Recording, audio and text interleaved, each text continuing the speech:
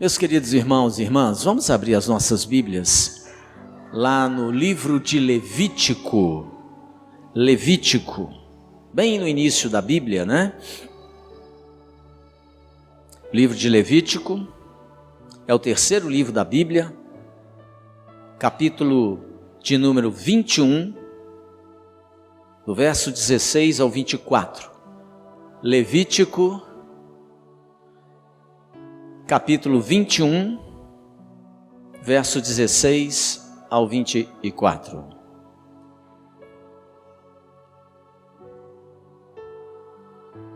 Achamos aí? Amém?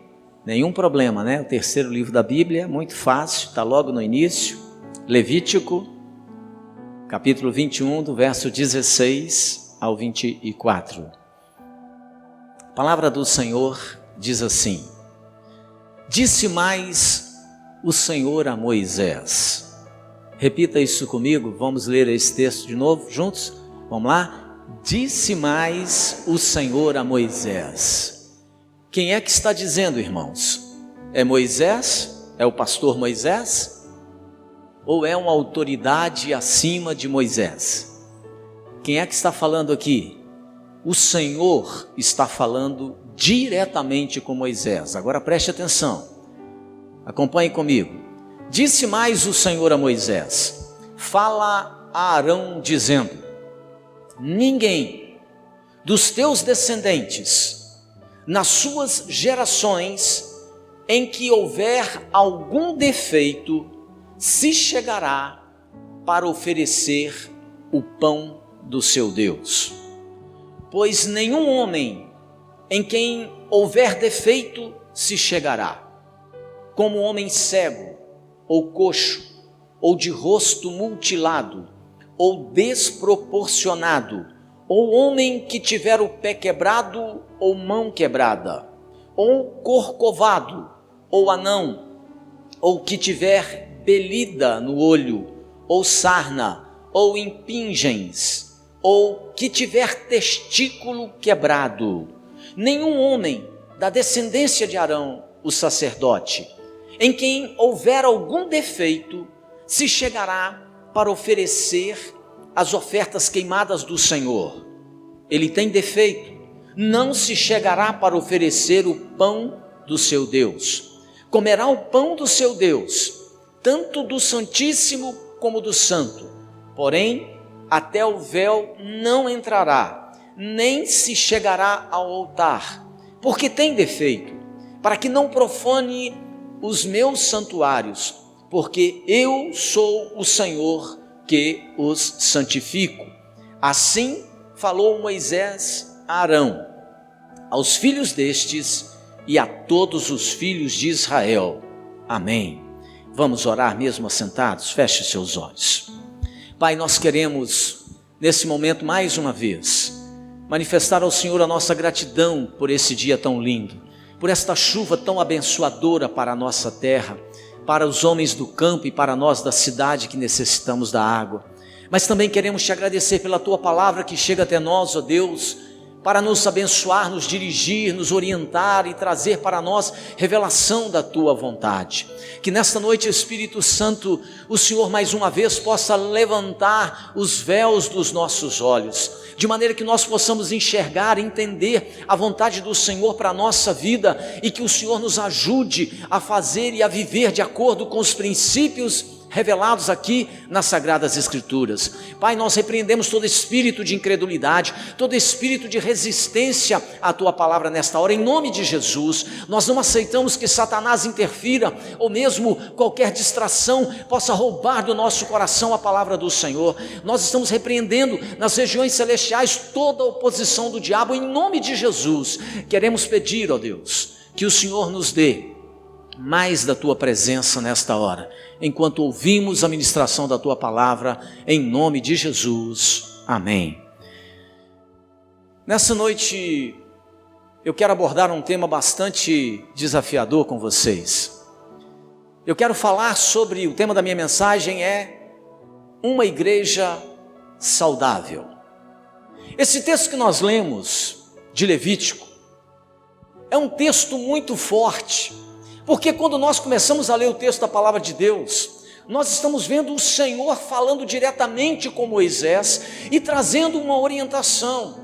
E para quem é desavisado, para quem não consegue discernir princípios da palavra de Deus, vai ficar assustado, ainda mais se for um homem moderno, ainda mais se for uma pessoa que vai vivendo nessa sociedade chamada de pós-moderna, porque parece que Deus, ele tem resistência com o deficiente físico.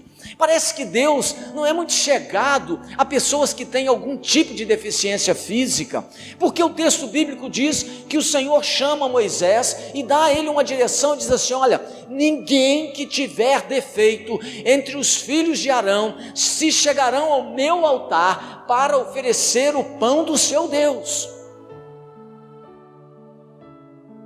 Agora preste atenção, esse texto bíblico não é uma revelação de que Deus discrimina deficientes físicos. Esse texto bíblico nos mostra que os sacerdotes que ministravam no altar de Deus, eles não podiam ser imperfeitos. Um sacerdote com alguma deficiência física, diz aqui o Senhor, ele podia comer do pão do altar, do pão que era santíssimo, mas um sacerdote que nascesse na casa de Arão e que tivesse alguma deficiência física, ele não poderia subir no altar, ele não poderia ministrar para o povo de Deus, ele não tinha essa liberdade, porque tanto o sacerdote como o sacrifício apresentado por ele precisavam ser perfeitos. E você pergunta assim, mas o que isso tem a ver? Porque tanto o sacerdote como o sacrifício que eles ofereciam no altar, eles apontavam para o nosso Senhor e Salvador Jesus Cristo.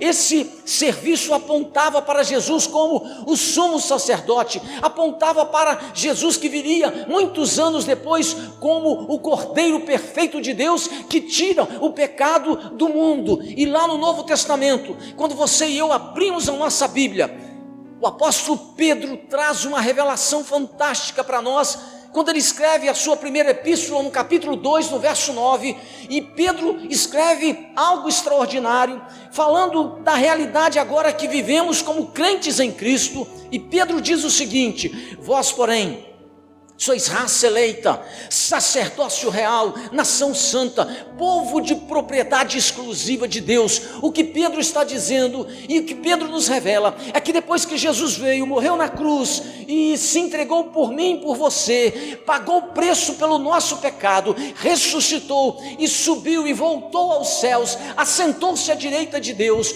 Quando Jesus faz todo esse processo para restaurar o nosso relacionamento com Deus, a Bíblia diz que quando Jesus morre na cruz do Calvário, lá no templo de Jerusalém, lá dentro do santuário, o véu que separava o Santíssimo do Santo, ele é rasgado, e então Pedro diz que a partir desse momento, você e eu, todos nós somos sacerdotes de Deus. Agora não existe mais uma classe privilegiada. Pedro diz: vós sois sacerdotes, raça eleita, povo de propriedade exclusiva de Deus. A minha função como pastor é diferente da sua. Eu sou sacerdote, mas você também é um sacerdote. Eu sou um sacerdote que ministra a palavra, o Kaique é um sacerdote que ministra o louvor, mas você também tem sacerdotes que ministram a adoração com cântico. Você tem sacerdotes que ministram o serviço na casa do Senhor através do ensino da palavra. O que a Bíblia nos revela é que nós todos somos sacerdotes agora. E aqui vem a responsabilidade, aqui vem a revelação, porque nesse momento, quando Deus está falando com Arão, quando Deus está falando com Moisés, quando Deus está trazendo essa orientação, Ele não apenas traz uma orientação do ponto de vista físico, mas nessa noite eu quero aplicar a sua e a minha vida a revelação espiritual do texto. O que esse texto quer dizer? Para mim e para você que vivemos no século 21, qual é a revelação espiritual desse texto? O que está por detrás disso? O que a Bíblia está dizendo, queridos, é que agora todos nós somos sacerdotes. O que a Bíblia está dizendo é que agora todos nós podemos entrar nos átrios do Senhor e adorar e celebrar o nosso Deus sem nenhum tipo de impedimento. Mas Ele está dizendo que se nós quisermos ter comunhão com Deus, se nós quisermos ministrar no altar do Senhor, nós não podemos ter certos defeitos. Você é sacerdote. No momento em que eu me arrependi dos meus pecados, no momento em que você se arrependeu dos seus pecados, e você os abandonou, os renunciou, os confessou e aceitou Jesus como seu Senhor e Salvador pessoal, você passou a fazer parte deste povo que é raça eleita, sacerdócio real, nação santa, povo de propriedade exclusiva de Deus. E você não pode mais apresentar alguns defeitos. Não pode. Escute o que eu estou te dizendo nessa noite. E que defeitos são esses que não podem ter na vida aquelas pessoas que são sacerdotes de Deus? Você e eu. É sobre isso que eu quero falar. Veja, em primeiro lugar, a palavra de Deus diz que não serve aquele que é cego. Veja o que diz o verso de número 18, o Senhor falando: pois nenhum homem em quem houver defeito se chegará. E aí ele começa a enumerar os defeitos. Homem cego. O que Deus está dizendo é que os cegos não servem para ministrar no altar, porque eles não têm visão. E lá em João 4,35, quando Jesus está conversando com os seus discípulos, Jesus chama os seus discípulos e diz a eles o seguinte: erguei os vossos olhos, vedes os campos que já estão brancos, já estão prontos para a ceifa. Preste atenção, aquele sacerdote que é cego, ele não tem visão de crescimento na igreja, ele não tem visão de vidas que precisam de ser ganhas para Cristo. E o Senhor Jesus disse que eu e você, que você e eu, que nós precisamos ter visão de crescimento, visão do campo que o Senhor quer que nós façamos a obra dele. E Jesus diz que você e eu precisamos ter visão. Uma igreja que tem saúde, ela cresce. Crentes que têm saúde não são cegos, eles crescem, eles olham para a sua cidade e percebem a cidade como um campo que está pronto para ser colhido, que está pronto para ser ceifado. Ele tem pressa para ceifar, ele emprega os seus esforços e todas as suas energias nessa urgente tarefa de ganhar vidas. Nós não podemos nos acomodar. O que a palavra de Deus diz é que há muita gente nessa cidade precisando de salvação, de libertação, precisando de ser liberta da angústia, precisando de ser liberta das ansiedades, pessoas que estão precisando de ser libertas das suas aflições e vícios, e precisamos ter visão de trazer essas pessoas, de buscar essas pessoas, para deixá-las aos pés de Jesus, para que elas possam ser salvas, curadas e libertas. E não pode ministrar no altar do Senhor aqueles sacerdotes que são cegos, que não têm visão. Há muitos sacerdotes hoje na igreja de Cristo sem visão. Visão de alcançar vidas, visão de buscar os perdidos para Cristo. E o Senhor diz que o cego não pode ministrar o pão na sua casa, que o Senhor não aceita a cegueira na minha e na sua vida, que você e eu, como sacerdotes de Cristo, temos que olhar para a nossa cidade e temos que nos empenhar para alcançar os perdidos, buscar as pessoas que estão com dificuldades na vida, ajudá-las a vencer o pecado que tem oprimido, matado e destruído dezenas e centenas de milhares de pessoas. O sacerdote não pode ser cego. O Senhor não aceita isso, na minha e nem na sua vida. Porque a cegueira tem feito muitos de nós acomodados na igreja. Nos sentimos muito confortáveis. Saímos da nossa casa, assentamos no banco da igreja, cantamos e voltamos para casa. Mas o mundo, a sociedade continua aí com pessoas perdidas, envolvidas nas drogas, na prostituição, na corrupção, envolvidas em companhias desagradáveis, pessoas assumindo posições homoafetivas completamente equivocadas em relação ao sentido da sua vida, e muitos de nós estamos assentados com essas pessoas, naturalmente ouvindo e sendo influenciados por elas. Essas pessoas precisam de ajuda, essas pessoas precisam de socorro, essas pessoas precisam de Cristo. E você não pode ser um sacerdote cego, não pode ministrar no altar do Senhor aqueles que são cegos. Em segundo lugar, não serve para ministrar do altar do Senhor aquele que é coxo. Veja o que verso 18 diz assim: pois nenhum homem em quem houver defeito se chegará como um homem coxo. O que é um homem coxo? O coxo, querido, é aquele que se arrasta. O coxo é aquela pessoa que tem pernas, mas as pernas, elas não suportam o peso do seu corpo. Então o que acontece? Ele se arrasta. O crente em Jesus, ele não pode ser coxo. O crente em Jesus, ele não pode se arrastar na vida. As nossas pernas não podem estar paralisadas para servir ao Senhor, como muitos de nós estamos fazendo hoje em dia na igreja e na vida. Nós precisamos caminhar, nós precisamos de trabalhar, nós precisamos fazer a obra de Deus enquanto nós temos oportunidade, enquanto nós temos vida, enquanto nós temos da parte de Deus uma oportunidade para realizar isso. Há crentes, querido, existem pessoas na comunidade de Cristo que nunca estão dispostos a trabalhar. Eles são coxos, aleijados, vivem arrastando-se pela fé. Eles têm uma fé capenga, têm um testemunho fraco, têm uma vida sem fervor. O coxo é aquele que precisa ser carregado pelos outros. O coxo, ele não consegue caminhar sozinho, ele não consegue fazer isso, ele depende das pessoas e sempre precisa de alguém para o transportar. Você já reparou algumas pessoas coxas na comunidade dos crentes? Há crentes que nunca aprenderam a andar com as suas próprias pernas. Tem sempre que alguém ficar empurrando ele.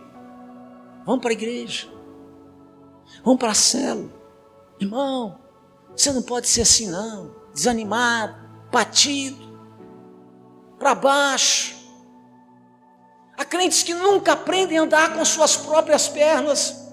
Eles não progridem, eles não amadurecem, ficam sempre onde as pessoas os deixam, porque são coxos. Uma igreja não pode crescer quando os seus crentes são coxos, quando os seus crentes não andam, quando eles não fazem a obra de Deus com alegria e satisfação. O Senhor Jesus espera de mim e de você, querido, frutos, e muitos frutos. Por isso não pode ministrar no altar do Senhor aquelas pessoas que são coxas, aquelas que vivem sendo carregadas pelos outros e nunca andam sozinhas, com as próprias pernas. O Senhor disse a Moisés: homem com defeito não pode ministrar na minha casa. O coxo não pode ministrar. Quantos de nós estamos carregando esse aleijão espiritual na vida e no coração?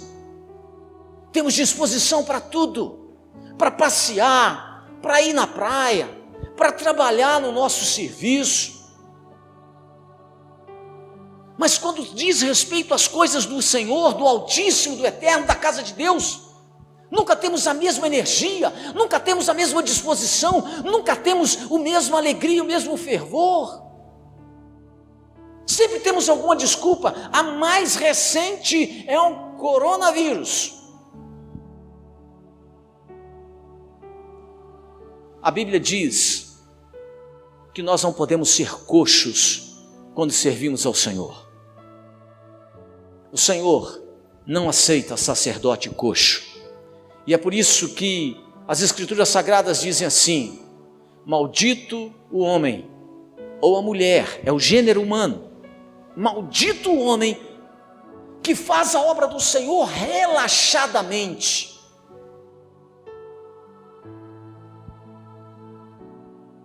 Se há uma coisa com a qual eu tomo muito cuidado, desde quando me converti, é não fazer as coisas, como a gente dizia lá na faculdade, na coxa, de última hora, correndo, mal feita. Antes de chegar aqui nesse altar para ministrar para você aí, no mínimo 7 horas de oração, minhas costas doendo durante a semana, sentado, pensando, refletindo, Deus, o que o Senhor quer que eu diga, preparando isso, revisando isso. Se há uma coisa que eu não faço, é fazer as coisas relaxadamente para o meu Senhor, porque o Senhor não aceita coxo na sua obra, e a maldição do Senhor, ela recai sobre aqueles que fazem as coisas do Senhor de qualquer maneira. Quantos de nós levamos a nossa vida, nosso relacionamento com Cristo de qualquer jeito? É uma oração na semana, uma leitura muito superficial da Bíblia, ligeirinha, rapidinha. Você é um coxo. Você não cuida do seu relacionamento com Cristo. E aí quando o coronavírus vem, tem um monte de crente com medo de morrer. Cristo deve estar com vergonha de muitos de nós, porque Paulo disse que para mim o morrer é lucro, mas para os crentes parece que é uma desgraça nesses dias, porque somos coxos. Precisamos melhorar no nosso serviço. Em terceiro lugar, preste atenção, pastor, hoje estou meio bravo. Não estou não, hoje é longa, hoje você vai ter que ter paciência comigo. Deu um trabalho esse negócio aqui, irmão, de oração, preparo. Em terceiro lugar, não serve para ministrar na casa do Senhor, no altar do Senhor, aquele que tem o rosto mutilado. Veja o que diz o verso 18, diz assim: pois nenhum homem em que houver defeito se chegará, como um homem de rosto mutilado. Mas o que é isso? Qual é a aplicação espiritual para rosto mutilado na Bíblia? O que isso significa? O rosto mutilado, querido, é aquela pessoa que ela é uma coisa na igreja e ela é outra em casa, e o Senhor não aceita isso. Devemos ser um só, não basta parecer ser santo na igreja e ser rude em casa, ser desonesto no trabalho. O que a Bíblia está dizendo, o que o Senhor quer dizer é que nós precisamos viver o que nós pregamos dentro da nossa casa e no nosso trabalho. Não adianta o cidadão chegar aqui e apresentar uma cara, uma aparência de santidade, um jeito de santidade, mas quando sai do ambiente religioso, vai para o trabalho, vai para a sociedade, ele é uma pessoa rude, ele é uma pessoa de péssimo testemunho. Deus está mais interessado em quem nós somos do que naquilo que nós fazemos. O rosto mutilado não serve para ministrar no altar do Senhor, porque vida com Deus vem antes de trabalho para Deus. E a pessoa de rosto mutilado é aquela pessoa que tem duas caras. Ela é uma coisa na igreja e outra muito diferente dentro de casa. Ela é uma coisa na igreja e ela é outra muito diferente no ambiente de trabalho. Ela tem o rosto mutilado. Ela precisa de se consertar. Ela precisa ser uma só pessoa. Nós precisamos viver aquilo que pregamos. É por isso que o rosto mutilado não pode ministrar na casa do Senhor. Veja, a revelação continua. Em quarto lugar, não serve para ministrar no altar aquele que é desproporcional. Veja a expressão que Deus usa com Moisés: o desproporcional não pode ministrar o pão na minha casa. Agora veja o que diz aí no verso 18: pois nenhum homem em quem houver defeitos se chegará, como um homem desproporcionado. Para que a igreja possa ser saudável, os crentes não podem ser desproporcionais. Existem muitas desproporções, querido, no meio do povo de Deus nos nossos dias. Por exemplo, Qual é a desproporção mais evidente no meio do povo de Deus, da igreja, na sua vida, na nossa vida, nos nossos dias? A maior desproporção que eu tenho percebido é que muitos de nós temos uma cabeça enorme. Sabe aquela cabeça grande? Às vezes você vê um cidadão com uma cabeça grande. Na escola, então, o cidadão sofre quando ele tem a cabeça desproporcional. A cabeça dele é grande. Aí todo mundo chama ele de quê? Ah, o cabeção aí. Toda escola tem um cabeção. Na minha época tinha um cara que tinha uma cabeça grande, desproporcional em relação ao corpo, e todo mundo chamava ele de cabeção. Então hoje, como a moto ela se popularizou, o capacete nem entra no cidadão. É uma dificuldade para achar um capacete para o camarada que tem uma cabeça desproporcional. Hoje na igreja, muita gente tem a cabeça desproporcional, e eu estou falando espiritualmente. E o que isso quer dizer? Alguns de nós, irmãos, somos pessoas que conhecem muito. Conhecemos, o nosso problema não é conhecimento da palavra, o nosso problema não é conhecer a vontade de Deus. Nós conhecemos muito, mas fazemos pouco para o Senhor. É aquele que tem a cabeça desproporcional, a cabeça está cheia de conhecimento, mas as mãos estão vazias de serviço. A cabeça está cheia de entendimento, mas o coração está vazio de fervor pelo Senhor. É desproporcional.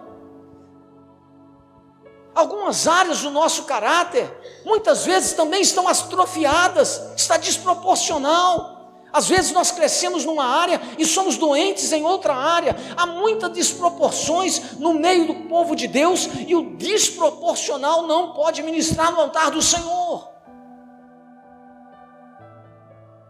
Porque aquele que se aproxima do altar para servir ao Senhor precisa viver uma vida de retidão, integridade e pureza diante de Deus.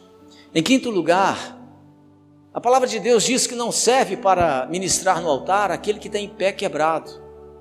Veja o verso 18 e 19, diz assim: pois nenhum homem em quem houver defeito se chegará, como o homem que tiver o pé quebrado.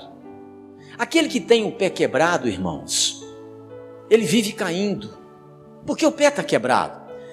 O pé quebrado aponta para feridas e traumas não resolvidos na vida de muitas pessoas que se aproximam de Cristo. Jesus disse: vinde a mim todos vós que estáis cansados, sobrecarregados e oprimidos, e eu vos aliviarei. Jesus disse: conhecereis a verdade, e a verdade vos libertará. Mas o que nós temos percebido é que muitas pessoas se aproximam de Cristo e elas continuam com o pé quebrado, elas continuam com feridas e traumas que elas não aceitam que Cristo trate isso na vida delas. Muitas pessoas não andam com firmeza na fé, porque existe no coração delas feridas que não foram devidamente tratadas e curadas. Há traumas que ainda não foram vencidos, e essas pessoas, elas vivem sentindo dores, e a cada passo que dão na caminhada cristã, elas estão caindo com muita facilidade, elas estão tropeçando com muita facilidade. Não serve para ministrar no altar do Senhor aquele que tem o pé quebrado, aquele que não permitiu que Cristo trate das suas feridas, aquele que não permite que Jesus os liberte dos seus traumas. Não serve para ministrar no altar do Senhor aqueles que ainda estão sangrando por dentro, porque resistem ao tratamento de Jesus. Aquela pessoa que vive com o pé quebrado é essa que ela está sempre questionando, as coisas estão sempre ruins para ela, porque ela não permitiu que Jesus tratasse o seu coração, apesar de estar na casa do Senhor. Em sexto lugar, não serve para ministrar no altar do Senhor aquele que tem a mão quebrada. O verso 18 e 19 dizem aí o seguinte, veja: pois nenhum homem em quem houver defeito se chegará, como homem que tiver mão quebrada. Mas qual é a aplicação disso para mim e para a sua vida? Aqueles que têm as mãos quebradas são aqueles que nunca estão dispostos a servir na igreja, nunca podem trabalhar ou servir em algum ministério, eles não são capazes de ajudar, Quem tem a mão quebrada não consegue trazer os seus dízimos e ofertas para o altar do Senhor. Quem tem a mão quebrada, essa pessoa está sempre diante de Deus com as mãos vazias. Quem tem as mãos quebradas, irmãos, não é fiel a Deus com as suas rendas e nem estão comprometidas com o reino de Deus e nem com o crescimento do reino de Deus. Quem tem as mãos quebradas, essa pessoa investe em si mesma, mas investe nos seus deleites, mas elas não investem na casa de Deus e nem nas coisas do Senhor, porque a mão está quebrada, porque ela não tem liberalidade com o reino de Deus. E o Senhor disse que não serve para ministrar no altar aqueles que têm a mão quebrada. E se nós fizéssemos uma investigação, nós íamos perceber quantas pessoas têm a mão quebrada entre os crentes. Nunca estão dispostos a pegar no arado. Jesus disse que quem põe a mão no arado não pode mais olhar para trás. Escute aqui, olha aqui para mim agora. Olha aqui para mim. Por que você está começando a ver defeito na igreja? Por quê? Você está querendo largar a mão do arado? Querendo voltar lá para o mundo? Você acha que lá fora tem salvação? Escute o que eu vou te dizer. Escute isso. Lá fora, quando o juízo de Deus cair, não haverá possibilidade de salvamento.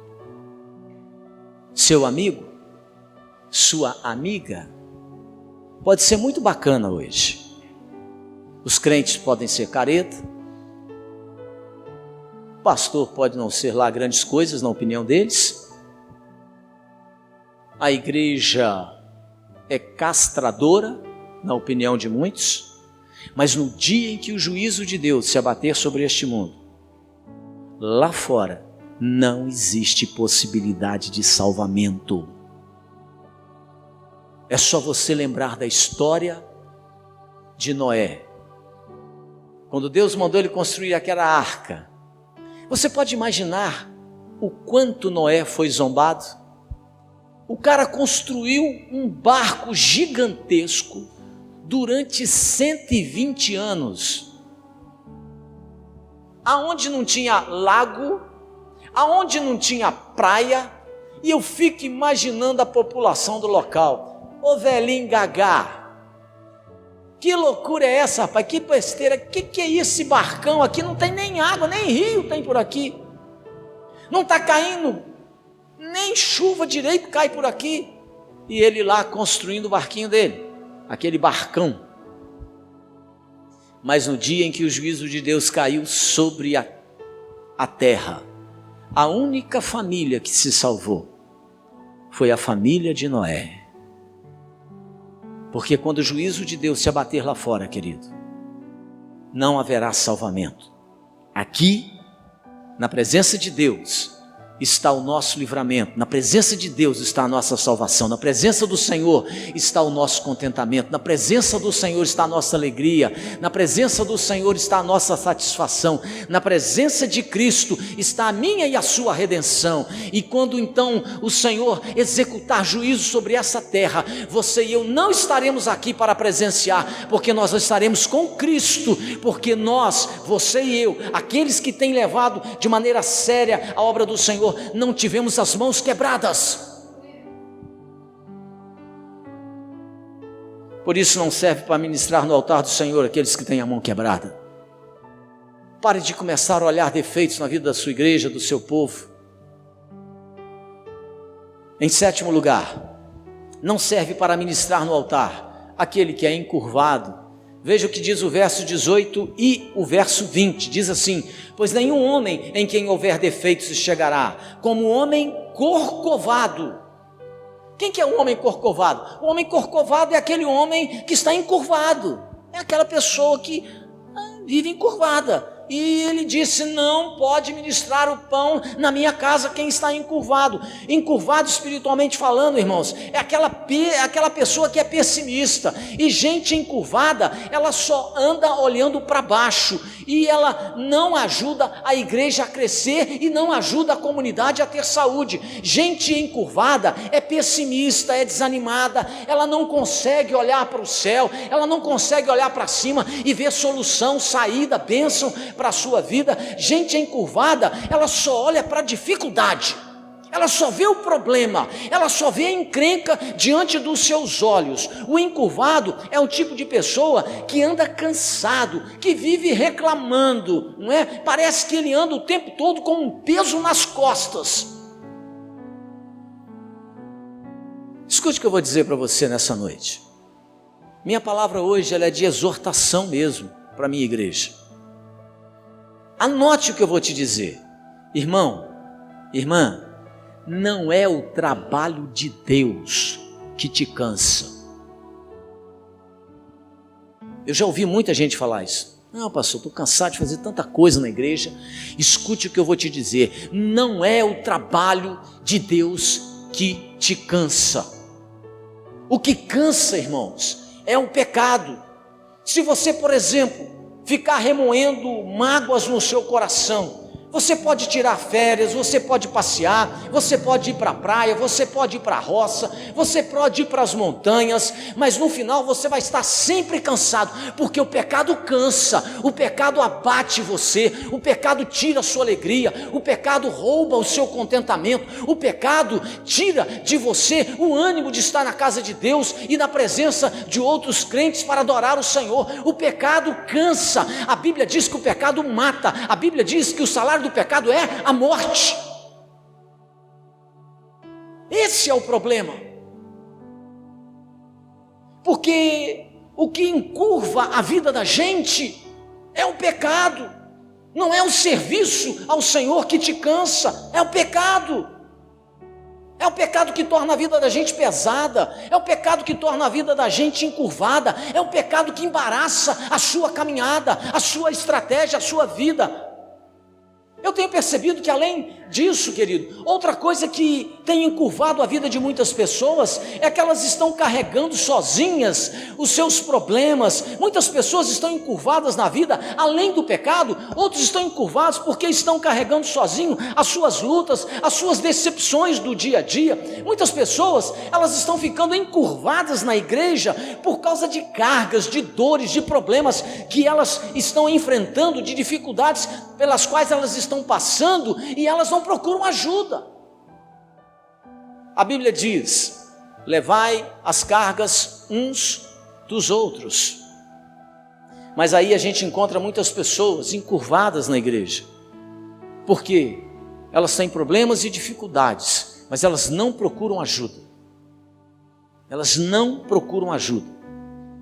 E o pior, às vezes, se é marido ou mulher e estão tendo alguma dificuldade, o marido vira e fala para a mulher assim: você não vai contar da nossa vida para o pastor.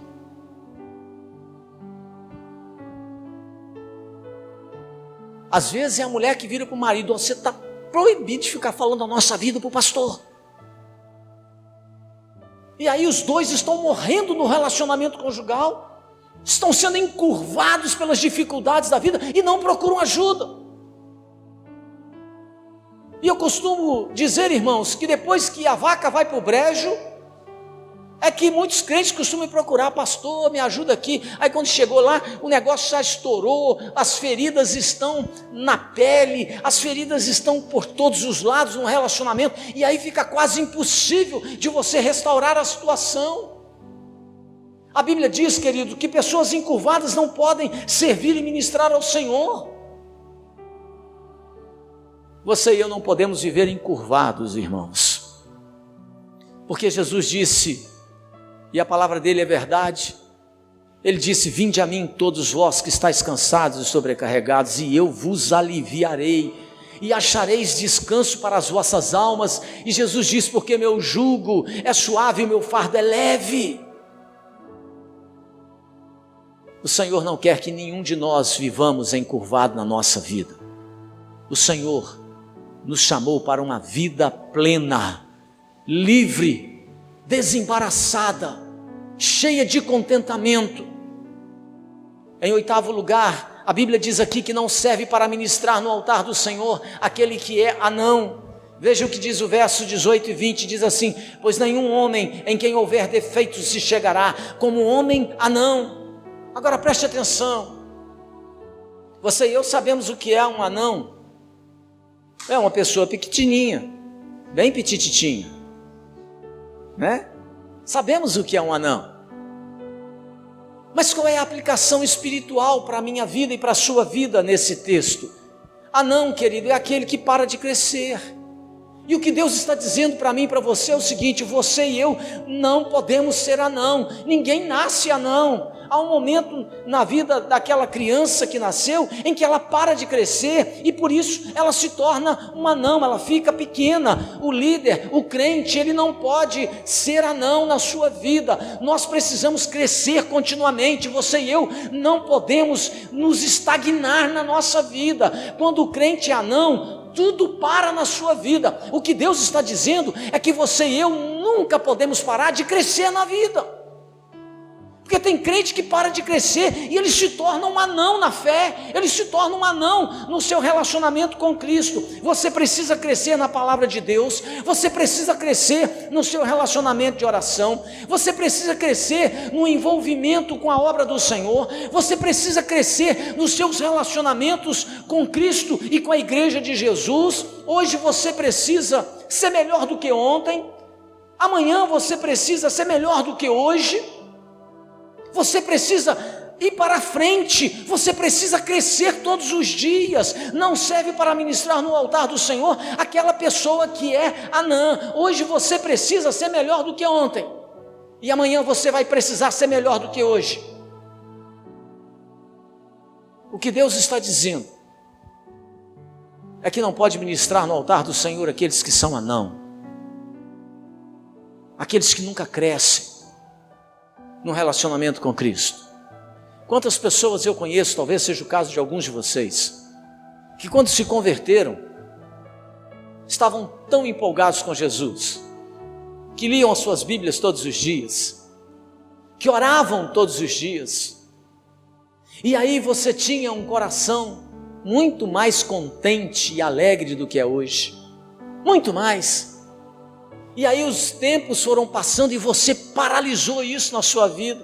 Você parou de orar, você parou de ler a sua Bíblia, você parou de buscar o Senhor, você parou de ir na célula, você parou de ir para a reunião de oração, você parou de ir para o culto de libertação, você foi parando, e você se tornou um anão, não cresce mais, nada move mais seu coração, não existe mais satisfação nas coisas de Cristo. Você se tornou um anão, parou de crescer. A Bíblia diz que quando nós paramos de crescer é uma tragédia. Não serve para ministrar no altar do Senhor aquele que é anão, porque o que Deus está dizendo é que você e eu precisamos crescer continuamente na presença dEle. É de glória em glória, é sempre crescendo. Em 9º lugar, e eu estou quase terminando, não serve para ministrar no altar do Senhor aquele que tem belida nos olhos. Que coisa estranha, veja o verso 18 e 20. Pois nenhum homem em quem houver defeitos chegará, como um homem que tiver belida nos olhos. O que é isso, irmãos? Belida nos olhos. Eu fui atrás desse negócio. Falei, mas o que é belida nos olhos? Fui investigar cientificamente o que é belida nos olhos. Irmãos, belida nos olhos é uma espécie de névoa esbranquiçada sobre a nossa córnea que compromete a visão. Você já viu aquelas pessoas que têm uma mancha na vista? Eu já vi alguns, eu não sabia que isso era belida. É um nome técnico. Belida nos olhos, parece que ele tem uma névoa na vista que compromete a sua visão. E a Bíblia está dizendo que quem tem belidas nos olhos, quem tem a visão comprometida, essa pessoa vive em grande desconforto, essa pessoa vive em grande prejuízo. Há crentes, há pessoas que vivem sempre de forma desconfortável, é o que a Bíblia está dizendo. Eles precisam vencer essas dificuldades, porque eles estão sempre tendo dificuldade de enxergar a vida de maneira correta e apropriada. Quem tem belida nos olhos tem prejuízo na visão. E quantas pessoas no meio do povo de Deus têm tido belida na vista, dificuldade em enxergar aquilo que Deus quer para a vida dela, aquilo que Deus quer para a sua casa, para a sua família, para o seu relacionamento sentimental. Quantas pessoas estão com deficiência, com dificuldades, precisam vencer aquilo que está machucando, precisam vencer o que está trazendo limitação para eles. Quem tem belida nos olhos não consegue ministrar na casa do Senhor, porque esse problema limita demais, prejudica demais. Em 10º lugar, diz o texto bíblico, não serve para ministrar no altar aquele que tem sarna. Veja o que diz o verso 18 e 20. Pois nenhum homem em quem houver defeitos se chegará, como um homem que tiver sarna. Quem sabe o que é sarna? Você sabe o que é sarna? O que é que a sarna faz na pessoa? Hein? Coça. Você quer... Mas qual é a aplicação bíblica disso? Sabe o que é isso? A sarna é aquela coceira que nos distrai. Alguém aqui já pegou bicho de pé? Alguém já pegou bicho de pé? Um dia desse eu estava na minha casa, eu descobri um bicho de pé, mas na minha mão. Falei, ué, esse troço esquisito, coçava, que coça, né? Aí quando você coça, aquele troço que é bichinho de pé, você começa a coçar, fica até gostoso, você sente um alívio, né? Fica gostoso. De vez em quando a gente vai para a parede assim da casa, né? Igual o cavalo, né? Tá com vontade de coçar, a gente começa a ralar, dá uma satisfação, né? Quando você começa a ralar, na verdade, coçar, você fica satisfeito quando você coça. Dá um alívio. Preste atenção, a aplicação bíblica disso, querido, é que para que a igreja possa crescer e ter saúde, os seus membros não podem ter sarna, porque hoje existem muitos prazeres que são uma sarna para você coçar. Há muitas coisas que distraem você, que roubam o seu tempo. Sabe aquele negócio que você coça e gosta, vai distraindo você, vai roubando o seu tempo, a sua atenção. O crente, o líder, ele não pode ter sarna para coçar, porque isso distrai a sua atenção, rouba seu tempo. E quanta gente tem sarna para coçar, né? Os antigos... Quando a gente começava a buzinar no ouvido dos antigos, minha avó falava isso comigo. Ih, menino, vai arranjar sarna para coçar. Os antigos diziam isso. Vai arranjar um troço para te distrair. Sabe, começa a coçar e vai distrair. O que a Bíblia está dizendo é que você e eu não podemos ter distrações banais. Que você e eu não podemos nos distrair com aquilo que de fato é essencial para Deus, porque isso rouba o nosso tempo, rouba a nossa atenção, nos tira do foco. Em 11º lugar, pastor, você não vai parar não, é o penúltimo, estou acabando, aguenta aí.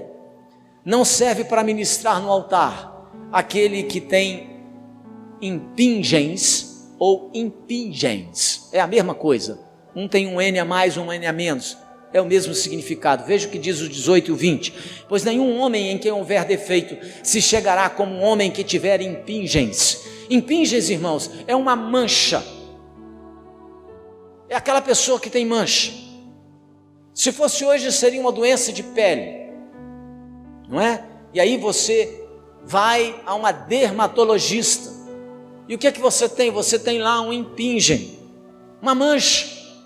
E a Bíblia está dizendo que a igreja não pode crescer quando os crentes têm mancha na vida, quando o crente tem mancha no caráter, quando uma pessoa da igreja tem mancha na sua conduta, na família, no trabalho. Mancha é aquilo que nós tentamos esconder dos outros, porque é uma coisa feia, que a gente não quer apresentar, O que a palavra de Deus está dizendo é que você precisa ter uma vida limpa. O que a palavra de Deus quer dizer é que você e eu precisamos de ter uma vida santa, reta, pura, diante de Deus e dos homens. Não serve para ministrar no altar do Senhor aquela pessoa que tem impingem, que tem mancha, que tem algo que ele quer esconder. É por isso que eu digo, irmãos, que a minha função como pastor não é ser detetive. Eu não tenho que saber. Eu não estou atrás da sua vida para ver o que você está fazendo. A minha função é ministrar a palavra de Deus, é pregá-la, instruir você. Como você vai conduzir a sua vida daqui para frente é sua responsabilidade. Mas a Bíblia diz que você e eu não podemos ter mancha na vida. É por isso que Jesus disse: sede santos, como eu sou santo. Santidade é o que o Senhor requer de mim e de você. E por último, em 12º lugar, não serve para ministrar no altar do Senhor aquele que tem o testículo quebrado. Expressão esquisita essa. Muito esquisita. Mas veja o que diz aí, versos 18 e 20. Pois nenhum homem em quem houver defeito se chegará, como um homem que tiver testículo quebrado. Irmãos, quem tem o testículo quebrado não pode gerar filhos. É aquele que tem deficiência. Porque se o testículo masculino estiver com algum problema, ele não produz espermatozoide e a vida fica impedida de acontecer. Quem tem testículo quebrado não se reproduz. E a aplicação espiritual para isso é que você e eu fomos chamados pelo Senhor para gerar filhos espirituais, fomos chamados pelo Senhor para dar frutos. Nós precisamos, como crentes em Jesus, gerar filhos espirituais, precisamos ganhar outras pessoas para Cristo. Esse texto diz que a igreja precisa crescer e se multiplicar, e para isso cada crente precisa gerar outros filhos espirituais. E quem tem o testículo quebrado não gera vida, não gera nada. Quantos filhos espirituais você tem? Quantos filhos espirituais você tem? Quantas pessoas você já levou a Cristo nesses últimos anos? Pense um pouquinho comigo. Quantas pessoas esperarão você no céu para te abraçar, para te agradecer, porque você foi o instrumento que Deus usou para alcançar a vida delas, e então você, com esse serviço a Cristo, você multiplicou o reino de Deus. Quantos vão te esperar no céu, quando você atravessar os portais da vida eterna, quando você morrer, quando você for recolhido pelo Senhor? Quantas pessoas te receberão na vida eterna para te dar um abraço, te agradecer e dizer: louvado seja o nome do Senhor Jesus, porque Ele te usou para alcançar a minha vida? Quantos? Alguns de vocês vão entrar na vida eterna, vão atravessar os portais da vida eterna, mas não terá ninguém para recebê-los, porque você tem o testículo quebrado. Você nunca gerou filhos, você nunca gerou filhas espirituais para o reino de Deus. Você viveu a sua vida, você tomou conta da sua vida, mas você nunca se multiplicou. Deus está dizendo a Moisés: não serve quem tem testículo quebrado para ministrar no meu altar. Esse texto está dizendo que Deus se importa com a multiplicação do seu povo, Deus se importa com a quantidade. Você quer ver a sua igreja crescer? Você quer ver gente sendo salva todos os domingos? Então, querido, se comprometa, envolva-se no trabalho do Senhor, gere filhos, em vez de apenas ser um espectador na casa do Senhor. A palavra de Deus diz que não serve para ministrar no altar aquele que tem o testículo quebrado, porque Deus ama a multiplicação. Deus ama ver vidas sendo transformadas, e o instrumento que Deus usa é as suas mãos. As pernas que Deus vai usar para buscar os perdidos são as suas. Por isso, aquele que tem o testículo quebrado não serve, porque ele não se multiplica, ele não gera nada. Vamos ficar de pé e vamos orar. Preste atenção. Eu fico pensando se... Me permita pensar nisso. Eu fico pensando se Adão tivesse o testículo quebrado.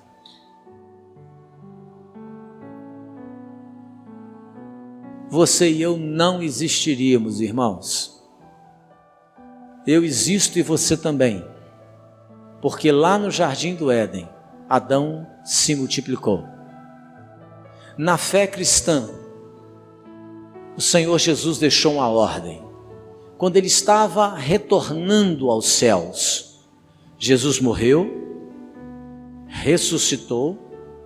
Por 50 dias ele permaneceu entre os seus discípulos e ele depois voltou aos céus. E Mateus, quando trata do retorno de Cristo para a glória, ele diz que enquanto os discípulos olhavam e viam Jesus subindo, Jesus dizia e falava para eles: ide por todo o mundo, fazei discípulos, batizando-os em nome do Pai, do Filho e do Espírito Santo, ensinando-os a guardar todas as coisas que vos tenho dito. Dizem que a última palavra de um homem antes da morte é a mais importante que ele falou na vida.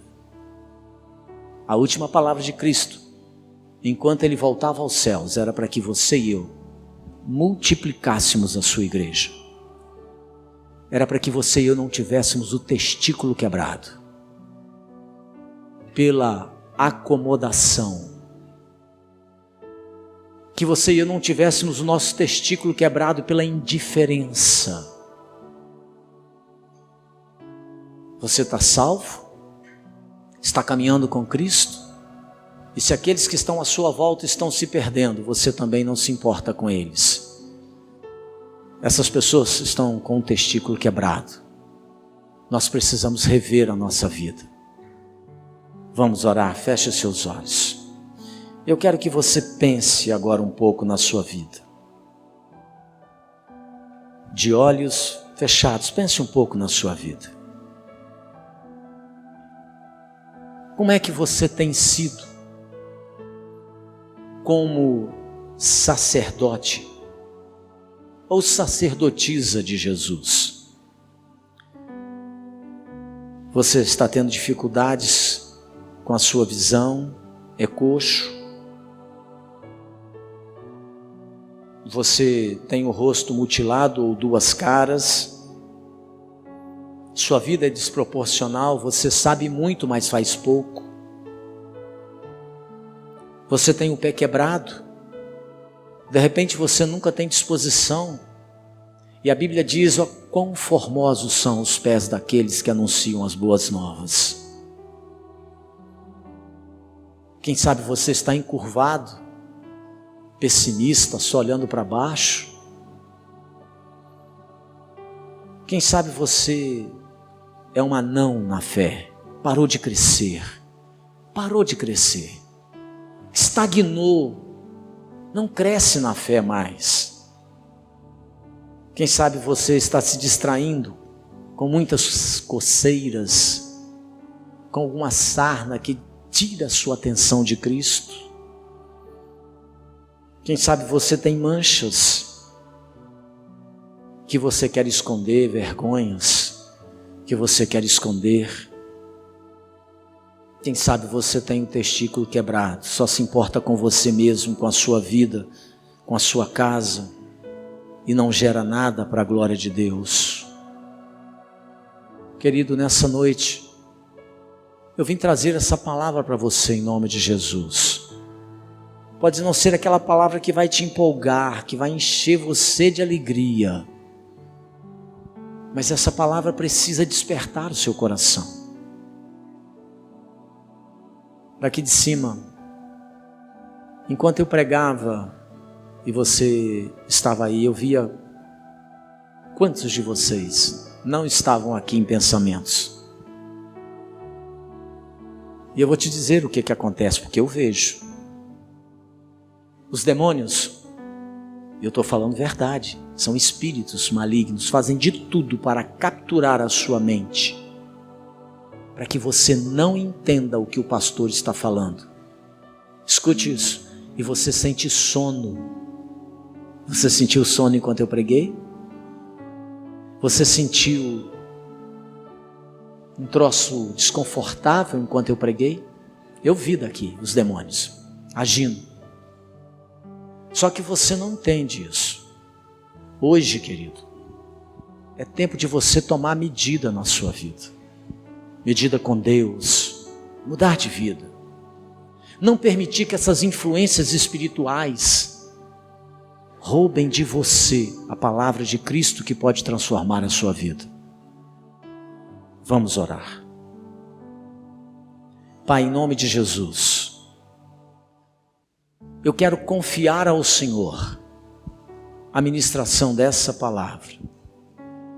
Por mais que as ações espirituais de Satanás vieram para impedir o acolhimento no coração das Sagradas Escrituras ministrada nessa noite.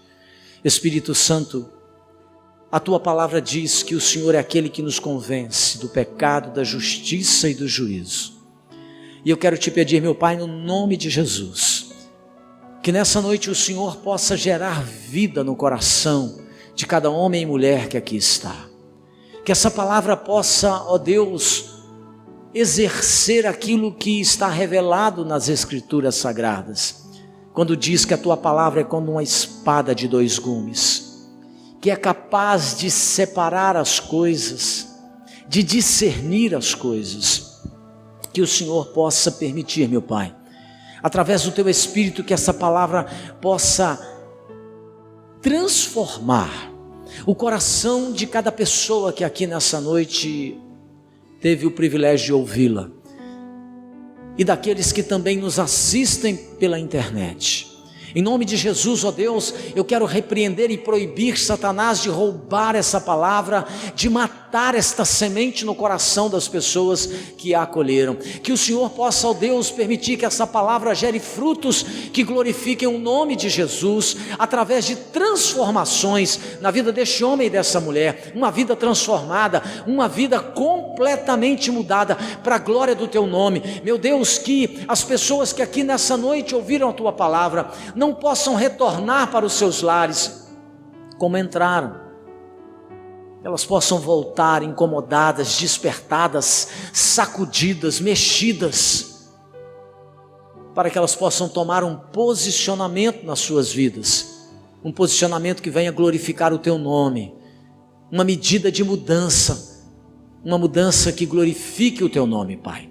É no nome de Jesus que eu oro, pedindo que o Senhor abençoe a vida e o coração de cada pessoa que acolheu essa palavra, em nome de Jesus. Amém. Podemos...